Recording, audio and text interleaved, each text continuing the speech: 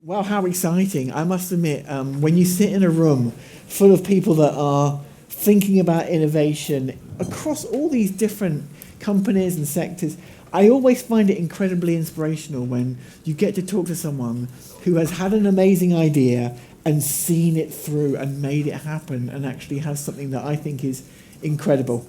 Because I work in the world of packaging sustainability and sustainability in general, I know that we've got so many huge macro issues that we're facing into and changes that we need to make. So without further ado, I want Carmen maybe to introduce herself to you. And maybe, Carmen, you could tell us a little bit about how you got to where you've got to today, and then we can start to get into some of the challenges and some of the opportunities as you see them. But it's great to have you here this morning.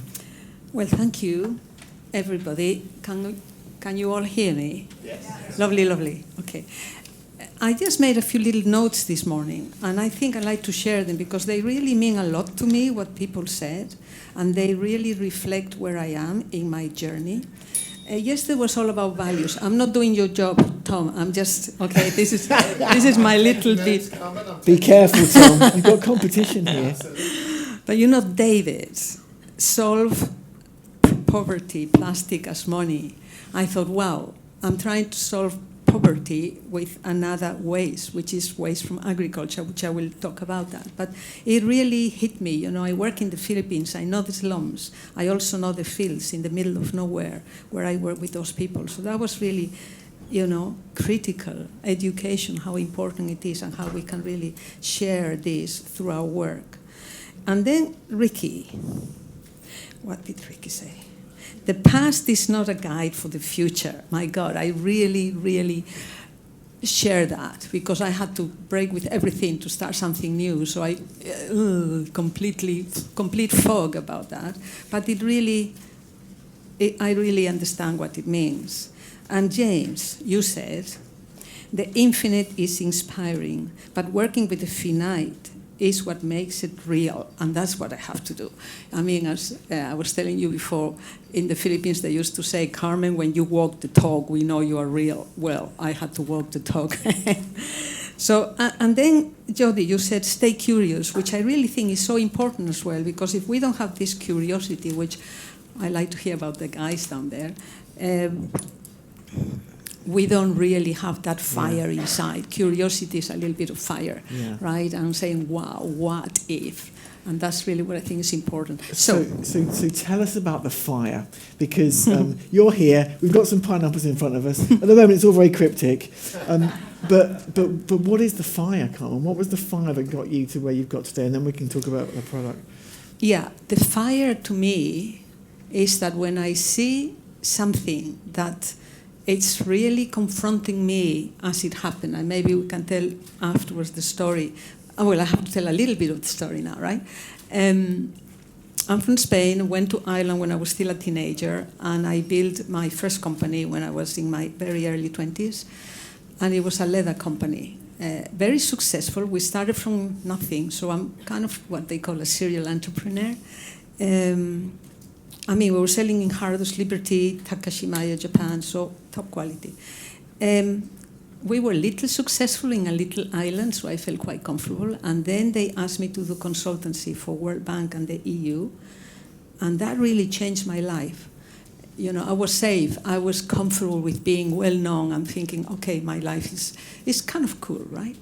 And then I go to places, and I talk about just two of them. One of them was Bolivia, the Altiplano, working with the Quechua and the Aymara, which are the indigenous people from there.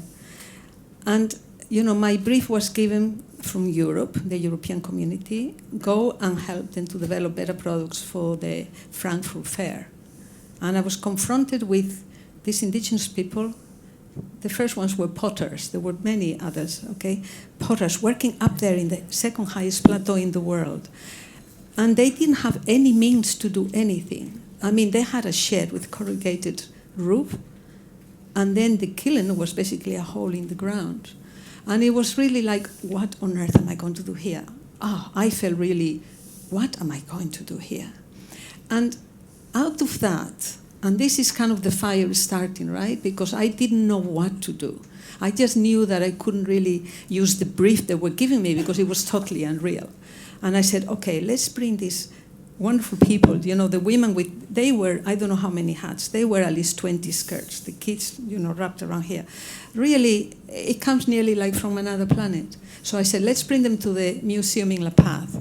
I mean, the Aymaras and the Incas, they're really well famous for their beautiful textiles and their ceramics, and that's what it is most in this museum. So they were really, just think of somebody nearly looking like that. They've never been in a museum. I mean, my goodness, But then, oh, look, I feel emotional about it.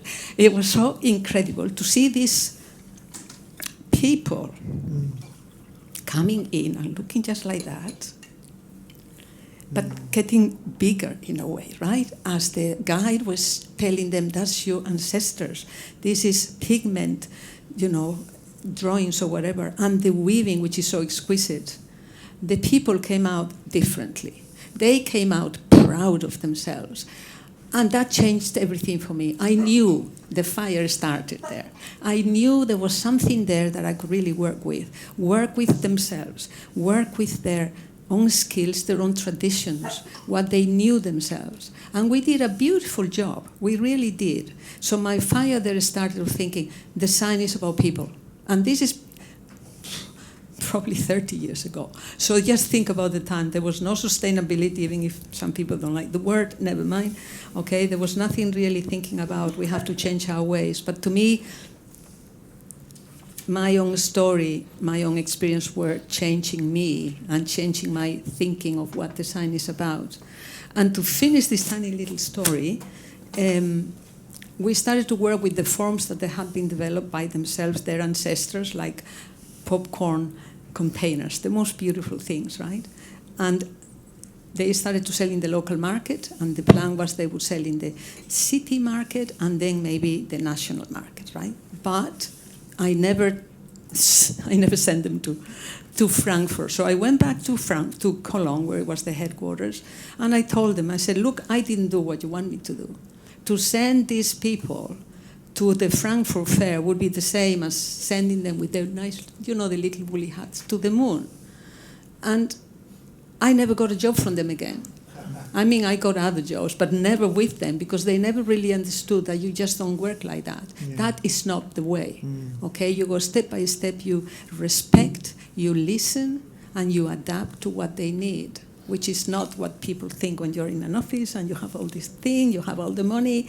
No. So that was the beginning of my fire. Wow. I mean, there's some great parallels there, aren't there, with this morning's talk that David gave, because what's interesting about this innovation spirit, the fire that you're talking about, is that it is not come from a joining commercial dots about there seems to be some resource here, I can make something from it, I can make some money, everyone's a winner. You're thinking there is brokenness in the world and I need to do something about it in a similar way that David saw. But the innovative spirit came through in terms of your ingenuity, because you set up businesses before you kind of knew how to do that. So you felt you could use your wisdom to help those people, right?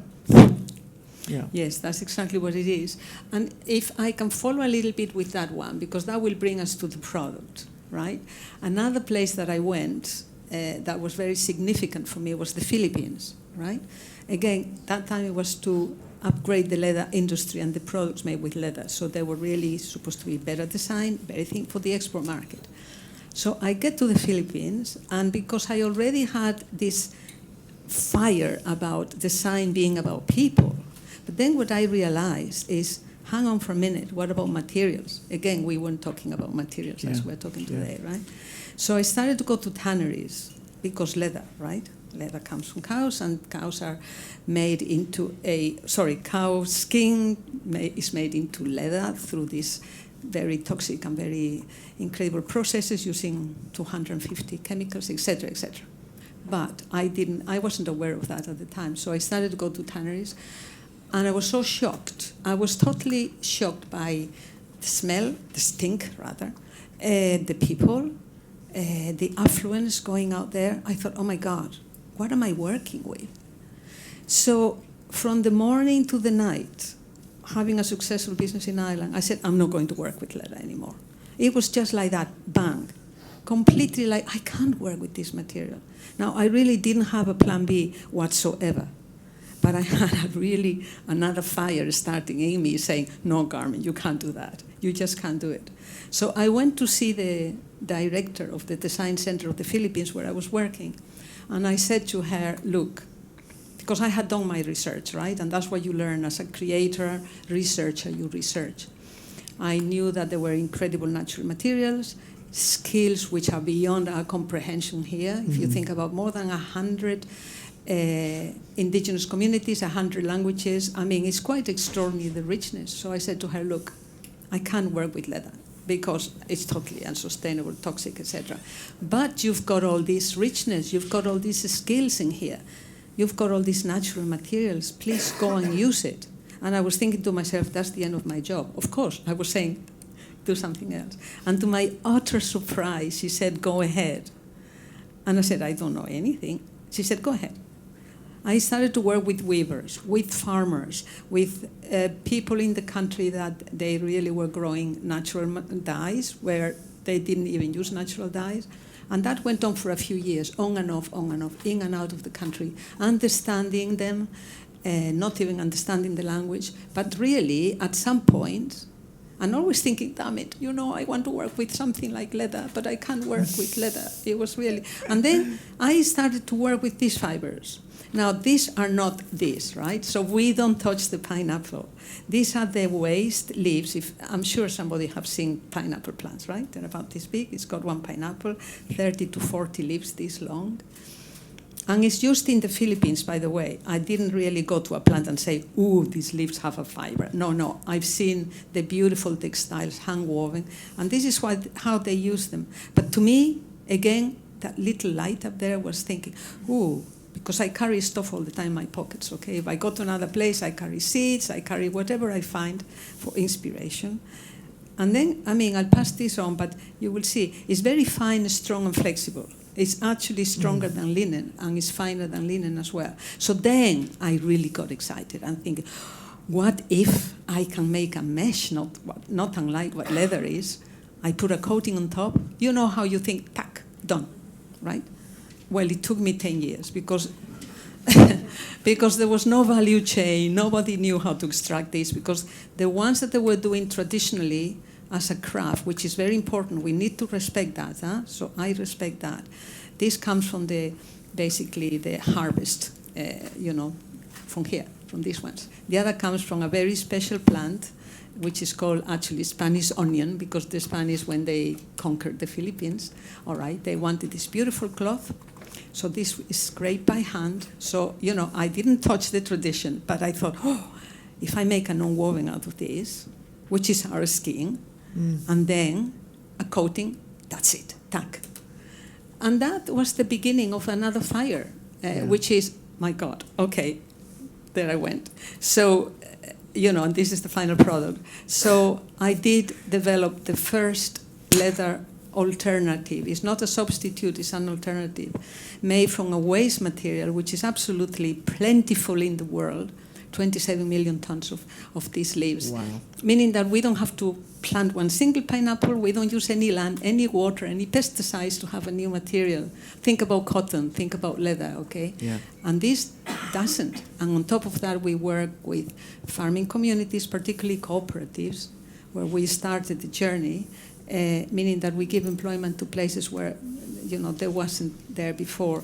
So, and the fire goes on, really, because then you need to build a value chain, you need to build a market, you need to build a team, you need to build everything. That's that. Somehow. We're going to pass it around. I must admit, today's the first day I've actually had the chance to feel the material. I'll give you that one, so you know where it starts. Yeah, from here to there. But it is an incredible transformation. So I can talk about that if you want to. So you must have had to done some incredible, what's the right word? Some incredible convincing. You obviously managed to convince the people responsible, the company responsible, to let you have that opportunity to experiment, try things out, and it was a long process, right? It wasn't like it happened overnight. But you also needed to get the right sort of skill sets. It couldn't all be you by yourself. What was that journey like in terms of convincing people that this was a good idea, that they should come and work with you? It was a really difficult journey, of course, because, leather, it's been there for 600,000 years. Whoa.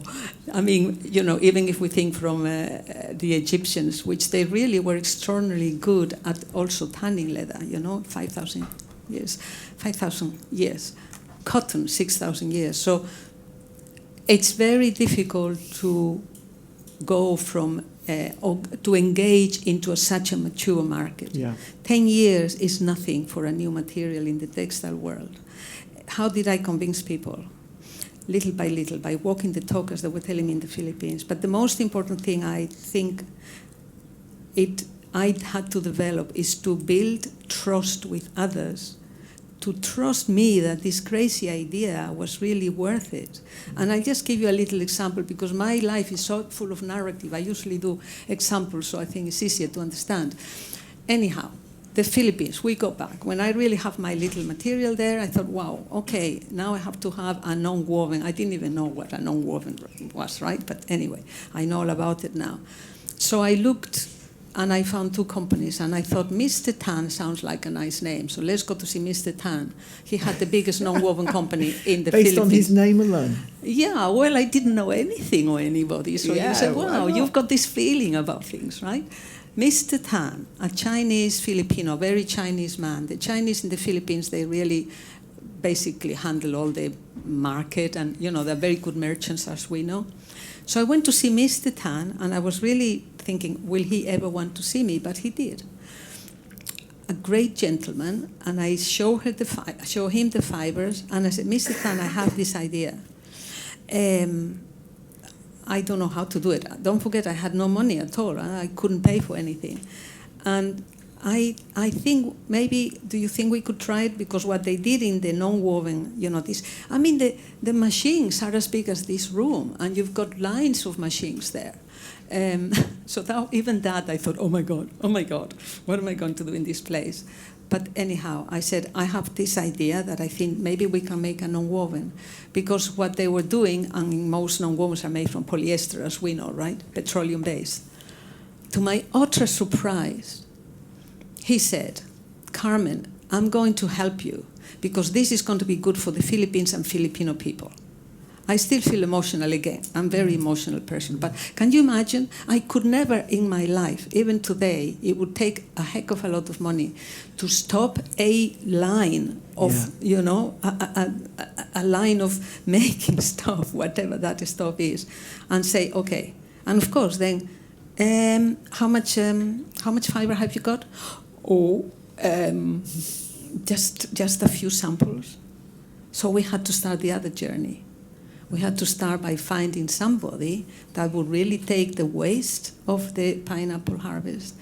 And the government in the Philippines, they were developing these machines, hand mechanical machines, quite dangerous as well, but that was a start. So I got 300 kilos of the fiber, what was needed to put it through. And that was some challenge. That was an incredible journey, actually. And we did. When was that, just to put it into perspective? This is probably maybe 15 years ago. Okay. It took me a long time to get going. I kicked it all up in here, in London, actually, right? But before that, when I came here, I had my little, it wasn't bigger than that. Honestly, I had about four A4s of this material, but, that was enough for me to know that I was on the right track. So that's how, we did the first run of non-woven, which was about 40 or 50 linear meters, and that proved the concept. Then I knew, because I was coming from industry, I'm a maker, right? Yeah. I knew, okay, if this can be done industrially, I can move. It was quite a threshold for me, like, phew, you can go through that door. I'm amazed because in our world at CDP, to try and support a client by helping them transfer from one material on a factory line to another, that is not without significant complexity, and a lot of people getting very agitated at it's not going as fast and we're not going to be able to make as much. And so again, Mr. Tan sounds like an angel, but at the same time, what else was going on in that? And I'm just interested about that early adoption of the material to sort of say this can be done, but then making it happen at scale and at speed, and being able to give people enough confidence that commercially this could work. Again, how did you do that? Okay, well, you just do it. But anyway, I'll tell you a little bit. Just do it. That's what I need to turn around and say to people at work. Just do it. It's true. You just do it. So I had my bits of non-woven, and they were the first, okay? In that little bag, there is a little bit of non-woven, which is already a pretty one. You know, it's strong, it's pliable, flexible, but it's solid, right? It wasn't even solid, but anyway, we put some coating, and then I realized, hang on, Carmen, you're not a researcher. Well, I am. I'm not a scientist. I know all about business because that was it would have been my third or fourth kind of a startup. I need a team, but before that, I need scientists to really help me with these coatings and all this. So that's when I thought, how am I going to do that? Okay. And then I spoke to somebody, because life is about that, right? You listen to people in here, you listen to people in there. And one of my tutors in Ireland, where I had done, bachelor's and master's, all about natural fibers. And she said to me, well, Carmen, you just have to go to RCA. And I thought, what is RCA? Royal College of Art and Design in London, which is still one of the best colleges in the world, right? And I thought, what? I mean, I was in my 40s, by the way, right? Or maybe my 50s already, quite old. I said, what? Don't say that. It's okay. It's true, though, isn't it? Of course it's true. It's true. Oh, come on. I don't say that. So I said, oh, okay, my God. Again, having no money. But I did a proposal. I went there. And to my utter surprise, and, bless these people in this wonderful college, I said, I had my tiny little bit. I told them why and how, that I still had to build everything up. And they said, and I had to do a PhD. Right. Okay, just go to the textile research department. And that was that. I mean, it's so difficult to get into this college. It really is quite hard, right? Yeah. I thought, oh my God, okay, now I need a grant. I need to remortgage my house. That's how I did it, right? Wow. Remortgage my house to get the money to be here. So it took 5 years. But in the meantime, so then I became a semi-scientist, because then with Imperial College, I don't know if you probably know a little bit, okay, Royal College and Imperial College, the art and design is linked with the science, which they are just beside, right, wherever in London, in Kensington. So I linked with them as well. They took my project to make a business plan, and we actually developed we won an award, the first sustainable business plan in Imperial College, so that was really nice.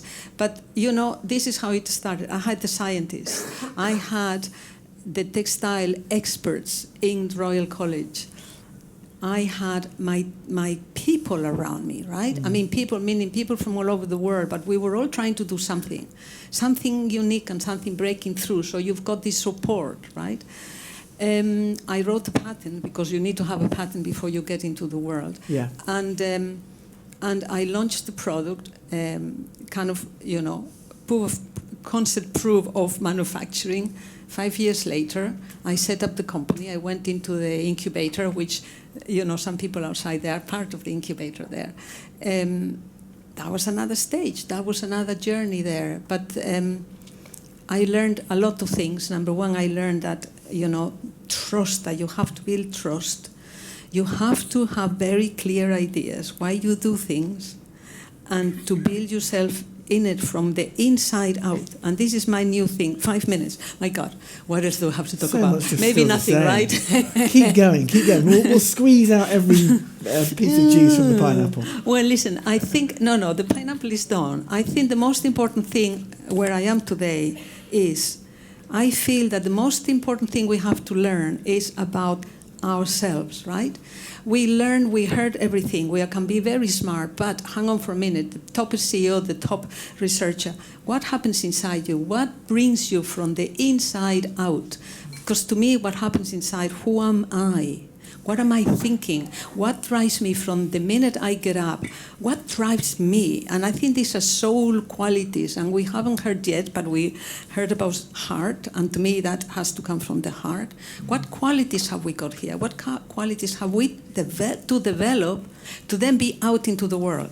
So, you were talking about the outside world, like it's all around us, right? What protects us? What keeps us going? It cannot be from outside in. This is my philosophy, and I call it reframing. And I know a lot of people are talking about reframing, so it must be in the air about reframing our thinking, reframing our purpose. Why am I doing what I'm doing? For who? Is it just for me, for my ego, for my company? Or is it for the world? To me, these are fundamental questions. Reframing how we make a product. A product, it's about material, right? Matter, materiality. Matter comes from our conscious, right? And I think, okay, materiality up here. Sorry, consciousness is up here, materiality is down here. But that consciousness has to have the values that I want to bring into my product, and the values that we heard about yesterday and today. Empathy, I knew all about empathy, okay? Humanity, I knew all about humanity. I know all about humanity because I walk the talk, the famous walk the talk. Creativity and imagination, my goodness, I want to listen to the kids because to me that is the most important thing. We have to really say what if, and whatever that what if, what I can, make something with this, or what I go to the moon, what if it's really important. And then the other thing is trust. How can I build trust in myself? And then that doesn't come from the outside either. It comes from the inside. And on that trust, how can I reflect that trust with everybody that I work? Because that I know from experience. If we don't have trust, we can have all the legal documents we can. I know all about that as well. But if I don't have trust in you, and you don't have trust in me, we are not going very far.